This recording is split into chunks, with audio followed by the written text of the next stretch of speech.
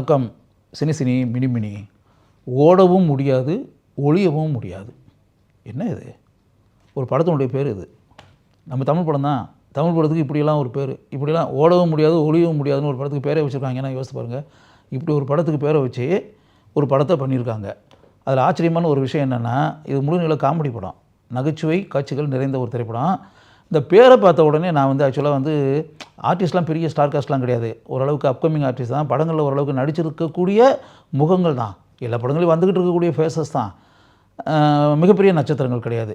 இந்த எல்லாருக்கும் தெரிந்த ஒரு நோன் முகங்களை வைத்துக்கொண்டு ஒரு வித்தியாசமான கதைக்கருவை வச்சு இந்த படத்தை வெளியிட்டு அப்படின்னுக்கல ரமேஷ் வெங்கட் அப்படின்னு ஒரு டைரக்டர் இந்த படத்தை டைரக்ட் பண்ணியிருக்காரு. அப்படின்னு இந்த பேரை பார்த்த உடனே எனக்கு இந்த படத்தை பார்ப்பமே. அந்த பார்ப்பமேன்னு சொல்கிறது காரணம் என்னன்னா, டைம்ஸ் ஆஃப் இந்தியாவில் அந்த படத்தை பற்றி பெட்டராக எழுதியிருந்தாங்க ரிவ்யூ. பொதுவாகவே நம்ம தமிழ் படங்கள் பல படங்களை பார்க்கும்போது நம்மளுக்கு ரிவ்யூ ஆங்கில நாளிதழ்களில் வந்த ரிவ்யூ தான். தமிழ் நாளிதழ்களில் வர ரிவ்யூ கூட நான் பெருசாக நினைக்கிறது கிடையாது.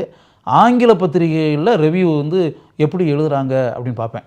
பார்த்த உடனே ஆங்கில பத்திரிகைகளில் எப்படி எத்தனை ஸ்டார் கொடுத்துருக்காங்கன்னு பார்ப்பேன். இந்த படத்துக்கு ஸ்டார் 3 ஸ்டார் கொடுத்துருந்தாங்க. என்னையா கிட்டத்தட்ட பெரிய ஸ்டார் காஸ்ட்டே இல்லாத ஒரு படத்துக்கு 3 ஸ்டார்ஸ் கொடுத்துருக்காங்க டைம்ஸ் ஆஃப் இந்தியாவில். அப்படி ஓரளவுக்கு பரவாயில்லாமல் இருக்கும். அப்படி ரொம்ப மோசமாக இருக்கிறதுக்கு வாய்ப்பு இல்லை. பரவாயில்லாத ஒரு திரைப்படமாக இருக்கும். அது 3 ஸ்டார் கொடுத்துருக்காங்கல்ல அப்படின்னு நினச்சிட்டு அதுக்கப்புறம் அந்த திரையரங்கில் போய் அந்த படத்தை பார்க்கலான்ட்டு போனேன். அது ஆக்சுவலாக பார்த்தா ஒரு வித்தியாசமான ஒரு மேட்டர் தான் எடுத்திருக்காங்க. ஆக்சுவலாக ஒரு திரையரங்கை மையமாக வச்சு படத்தை எடுத்திருக்காங்க. அந்த திரையரங்கு ஆலயம் அப்படின்னு அந்த திரையரங்கு பேர். 25 வருஷத்துக்கு முன்னாடி அது திரையிடப்பட்டு 25 இயர்ஸாக அந்த தியேட்டர் பூட்டி கிடக்குது. 25 வருஷமாக. இப்போ இல்லை. ஒரு பாலடைஞ்சு போய் பூட் பங்களா அப்படின்லாம் சொல்ல முடியாது. பாலடைஞ்சு போய் அந்த கட்டடம் சும்மா கிடக்குது. அந்த திரையரங்கில் ஒரு போஸ்டர் ஓட்டப்பட்டிருக்கு. ஒரு கிட்டத்தட்ட ஒரு கவர்ச்சி காட்சிகள் நிறைந்த ஒரு பீரியட்லாம் மலையாள படம்லாம் இருக்கும்ல, அந்த பேட்டர்னில் ஒரு போஸ்டர் இருக்குது. கிளுகிழுப்பான ஒரு போஸ்டர் அந்த திரையரங்கில் ஏதோ ஓடுறது மாதிரி.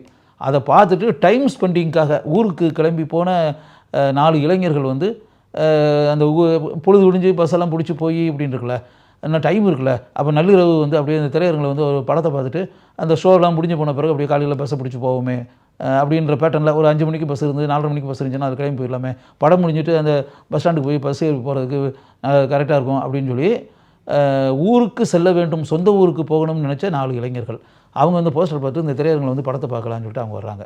அதேமாரி 2 இளம் பெண்கள் அவங்க இங்கே வர்றாங்க. அதே மாதிரி ஒரு கணவனுடைய மனைவியை தனியாக தள்ளிட்டு இருக்குல்ல, அந்த மாதிரி உணவு விநியோகம் செய்யக்கூடிய ஒரு இதில் நிறுவனத்தில் வேலை பார்க்கக்கூடிய ஒரு இளைஞன் வேறொருத்தனுடைய ஒய்ஃபை பொண்டாட்டியை தள்ளிட்டு அவன் படம் பார்க்கலான்னு சொல்லிட்டு இங்கே கூப்பிட்டு வந்துடுறான். இப்படிப்பட்ட இந்த கதாபாத்திரங்கள் ஃபுல்லாக இங்கே வந்துடுது திரையரங்குக்குள்ளே வந்த பிறகு தான் அங்கே விஷயமே இருக்குது. என்னென்னா அந்த திரையரங்கை விட்டு அவங்க எங்கேயுமே போக முடியல. கதவுகள்லாம் மூடப்பட்டாச்சு, கேட்டுகள்லாம் மூடப்பட்டாச்சு. வெளியே போக முடியாத நிலை. ஏன் போக முடியல? அப்படி போக முடியாத நிலைக்கு என்ன காரணம்? திடீர்னு படம் ஓடுறது, படம் நிற்கிறது, பெல்லு அடிக்கிறது, பெல்லு நிற்கிறது, அங்கங்கே பொருட்கள் உருளக்கூடிய சவுண்டு, கதவு தட்டப்படக்கூடிய ஓசை, பல விஷயங்கள் அமானுஷ்யமான சம்பவங்கள் அந்த திரையரங்கில் நடக்குது. இது என்ன காரணம்? யார் நடத்துறது? என்ன தான் நடக்குது இந்த திரையரங்கில்? ஏன் நம்ம மூடப்பட்டோம்? ஏன் அவுட் சைட் கேட்டெல்லாம் மூடி கிடக்குது? அப்போ இதில் ஏதாவது ஆவிகள் உலாவுதா?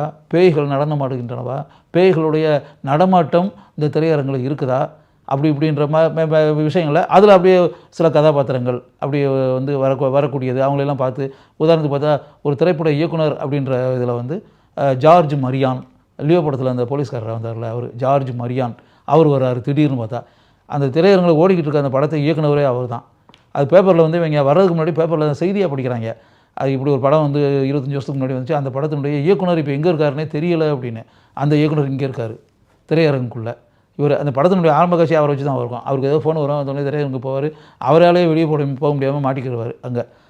அதுக்கு பிறகு இவங்களாம் மாட்டின பிறகு அங்கே என்ன நடக்குது, என்ன நடந்துச்சு அப்படின்ற பேட்டர்னில் வச்சு அப்படியே ஒரு கொஸ்டின் மார்க்கோடு போட்டு அப்படியே இன்டர்வியூ இது பண்ணி அதுக்கு பிறகு இன்டர்வியூக்கு பிறகு என்ன.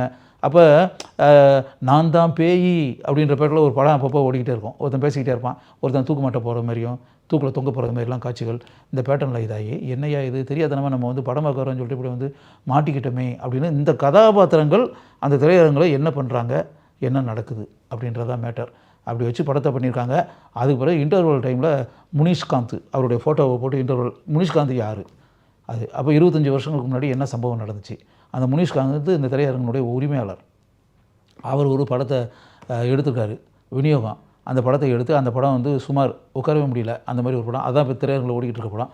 அந்த படத்தை ஓட வைக்கணும், விநியோகம் செய்யணும், நம்ம கையை விட்டு தள்ளி விடணும். இதுக்கு என்ன எப்படி, அதுக்கு வந்து 4-5 பேரை கூப்பிட்டு வந்து படம் பார்க்க வைக்கிறது, அவங்க வந்து அந்த படத்தை பற்றி கருத்துக்கள் கூறுவது, அப்படி இப்படின்ற பேட்டர்னில் ஒரு 4-5 பேரை வர வச்சுன்ற மேட்டரில் அப்படியே காசு கொடுத்து வரவழைத்து, இது எத்தனையோ ஆண்டுகளுக்கு முன்னாடி நடைபெற்ற சம்பவம். அப்படி ஒரு சம்பவத்தை நடந்து அவங்கள வந்து அப்படியே இவங்களே கொலை செஞ்சு தீர்த்து கட்டின்ற மாதிரி ஒரு விஷயம்லாம் நடந்து அவங்களாம் இப்போ பேய்களாக உலவி அப்படின்னு அந்த கதாபாத்திரங்கள்லாம் அப்படியே வருது. இப்போ செகண்ட் ஹாஃபில் வந்து எப்போவோ நடைபெற்ற சம்பவங்களாக அவங்க சொல்கிறாங்க. இப்படிலாம் நடந்துச்சு, அந்த ஆள் எங்களை கொன்னான், தீர்த்து கட்டினா, அதில் ஒரு லேடி வந்து பிரெக்னன்ட் லேடி, அது இப்படிலாம் கணவன் மனைவி 2 பேரும் இப்படிலாம் பல மேட்டர்கள் அந்த காலத்தில் நடந்தது. இப்போ இதாகி இப்படிப்பட்ட அயோக்கிய செயல்களை எல்லாம் செய்து இப்படியெல்லாம் இருக்கக்கூடிய ஒரு மனிதன் வந்து இன்றைக்கி பெரிய ஆளாக பணக்காரனா ஏகப்பட்ட கோடிகளுக்கு சொந்தக்காரனாக இருந்து மிகப்பெரிய மாளிகை போன்ற வீட்டில் வசிச்சுக்கிட்டு இப்படிலாம் இருக்கிறான் அப்படின்னு சொல்லி அவனை வந்து இப்போ நீங்கள் வந்து வெளியே போய் கூப்பிட்டு வரணும். கூப்பிட்டு வந்த பிறகு அவனுக்கு ஒரு முடிவு கட்டணும், தீர்த்து கட்டணும். அப்போ அதுக்கு பிறகு தான் நீங்கள் இந்த இடத்த விட்டு எஸ்கேப் ஆகி போக முடியுன்றப்ப இந்த பேட்டர்னில் ஒரு மேட்ரு. அது பிறகு இவங்க போய் அந்த முனிஷ்காந்த் வீட்டுக்கு போய் முனிஷ்காந்த் அங்கேருந்து கூப்பிட்டு வந்து இங்கே வர வச்சு படத்தினுடைய ஃபினிஷிங்கில் வந்து அப்படியே கொண்டு வந்து என்ன அப்படின்ற மாதிரி ஆகி படத்தினுடைய முடிவில் அப்படியே முனிஷ்காந்தை வந்து அவங்க தீர்த்து கட்டுற லெவலுக்கு வந்து அப்படின்னு வரும்போது தீர்த்து கட்ட வேண்டாம். அவருக்கு தண்டனை அப்படின்னா அப்படி கயிறை போட்டு கட்டி போட்டு இவரை வந்து இந்த படம் இருக்குல்ல, இந்த ஆக்சுவலாக ஜார்ஜ் மரியான் இப்படி சொன்னால அந்த ஜார்ஜ் மரியான் வந்து அந்த கதையில் வந்து இயக்குனர் பெரிய ஃபில்ம் பை அப்படின்னு போட்டு அவர் பேர் வந்து சின்னப்பன் கிறிஸ்டபர் அப்படின்னு வரும். சின்னப்பன் கிறிஸ்டபர் ஒரு பேர், கதாபாத்திரத்தினுடைய பேர். சின்னப்பன் கிறிஸ்டபர் இயக்கிய அந்த திரைப்படத்தை வந்து திருப்பி படட்டும், அவர் பார்த்துக்கிட்டே இருந்து அவருக்கு தண்டனை அதுதான். அந்த படத்தை திருப்பி பார்க்கணும். உட்காந்து பார்க்க முடியாத அந்த திரைப்படத்தை நம்ம சாதாரண சொல்ல முடியல, 2 மணி நேரம் தேட்டரில் உட்காந்து சாவடிச்சிட்டாங்க இந்த மாதிரி படத்தை போட்டு அப்படின்னு. அதையே கிளைமேக்ஸ் வச்சுருக்காங்க அந்த படத்தில். அந்த ஆள் வந்து 10 தடவை அந்த பையன் 10 தடவை நான் ஏற்கனவே பார்த்தேன், ஐயோ என்னை விட்டுருங்க, என்னோட இதை விட பேசாமல் கழுத்து திருப்பி கொண்டுருங்க, கழுத்தை வெட்டி கொண்டுருங்க, என்னை சாவடிச்சிருங்க, அதை விட இது எவ்வளோ பரவாயில்லை. இந்த படத்தை நான் திரும்பி பார்த்துக்கின்றது இதை விட கொடூரமான தண்டனை என்னையா இருக்குது வாழ்க்கையில், என்ன இப்படிப்பட்ட ஒரு மிகப்பெரிய தண்டனை எனக்கு கொடுத்துட்டீங்களே முனிஷ்காந்த் கதறி அழுகுற அளவுக்கு. இவங்க வந்து இப்போ அந்த இவங்களாம் பேய்களாக இருக்கவங்க சொன்னால், நான் இது மாதிரி இனிமேல் நாங்கள் வெளியே வர முடியாது, நாங்கள் ஏற்கனவே செத்து போய் பேய்களாக உலாவிக்கிட்டு இருக்கவங்க, நாங்கள் வர முடியாது, அதனால் நீங்கள் எல்லோரும் வெளியே போங்க. இந்த ஆள் வந்து இப்படியே இந்த படம் ஓடிக்கிட்டே இருக்கும், இந்த படத்தை பார்த்து இந்த ஆள் செத்து போயிடுவார், இதை விட பெரிய தண்டனை வேண்டாம் அப்படின்ற மாதிரி புதுமையான ஒரு கிளைமேக்ஸு சொல்லிவிட்டு பிரியாக விடைபெற்று இந்த திரையரங்கில் அடைபட்ட அனைவரும் திரையரங்கிலிருந்து வெளியே வந்து போவாங்க. அவங்க வெளியே செல்லக்கூடிய அந்த காட்சியர்களை துயரம் நிறைந்த சந்தோஷத்துடன் அந்த பேய்களாக இருந்து இப்போது அந்த திரையரங்களை உலாவிக்கிட்டு இருக்கக்கூடிய அந்த கதாபாத்திரங்கள் பார்த்துக்கிட்டே இருப்பாங்க. அதோட படம் முடிஞ்சிடும். இப்படி ஒரு இப்போ யோசிச்சு பாருங்கள், என்ன அது இப்படிப்பட்ட ஒரு கதையா, இந்த பேட்டர்னில் ஒரு மேட்ரா அப்படின்ற மாதிரி இருக்குல்ல. அந்த படத்தை ஓரளவு காமெடி கலந்து அப்படியே ஒரு பேட்டர்னில் எடுத்துருக்காங்க. படத்துக்கு பெரிய செலவுலாம் ஒன்றும் கிடையாது. ஒரு பழைய திரையரங்கு அப்படின்ற பேட்டர்னில் ஒரு ஓல்டு தியேட்டர் ஒன்று படம்ல அந்த திரையரங்கில் நடக்கக்கூடிய காட்சிகள் தான் எல்லாமே. கதாபாத்திரங்கள் இதில் வரக்கூடிய காட்சிகள் தான். இந்த 15 கதாபாத்திரங்கள் இவங்க வந்து இதில் பாட்டு கீட்டு எல்லாமே இருக்குது. எல்லாமே இந்த திரையரங்குக்குள்ளே நடக்கக்கூடிய மேட்டர்கள் தான். இந்த பேய்களுடைய அட்டகாசம், அந்த துடிக்கிற சம்பவங்கள், திகில் காட்சிகள் அப்படி இப்படின்ற பேட்டர்னில் வந்து ஒரு காமெடி கலந்த ஒரு படமாக எடுத்திருக்காங்க. இது பெரிய மிகச்சிறந்த தலையில் வச்சு கொண்டாடக்கூடிய ஒரு கதை அப்படி இப்படின்ற மாதிரிலாம் அப்படிலாம் ஒன்றும் கிடையாது. ஒரு ஒன் டைம் வாட்ச் அப்படின்ற மாதிரி சொல்ல, ஒரு தடவை இந்த படத்தை பார்க்கலாங்க அப்படின்ற மாதிரி பொதுவாக நம்ம காமனாக பேசும்போது சொல்லுவோம்ல, அதை மாதிரி ஒரு தடவை ஒரு டைம் ஸ்பெண்டிங்காக, பொழுதுபோக்கிற்காக, அதை புதுமை நாவல்ட்டி அப்படின்ற மாதிரிலாம் எதையும் நினச்செல்லாம் போயிடாதீங்க.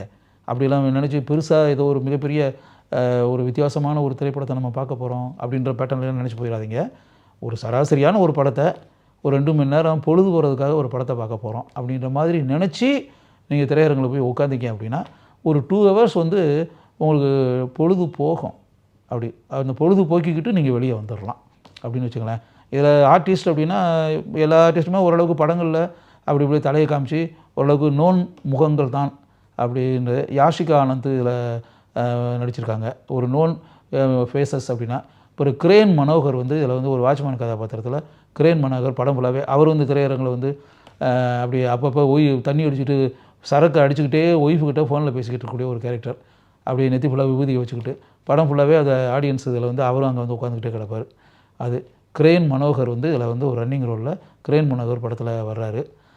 அது பிறகு ஷாரா அப்படின்ற பேரில் படங்கள் எல்லாம் வருவார்ல, அந்த ஷாரா வந்து இந்த படத்தில் வர்றாரு. அப்புறம் முனிஷ்காந்த் வந்து ஆக்சுவலாக செகண்ட் ஹாஃப் ஃபுல்லாகவே கிளைமேக்ஸ் வர வர்றாரு.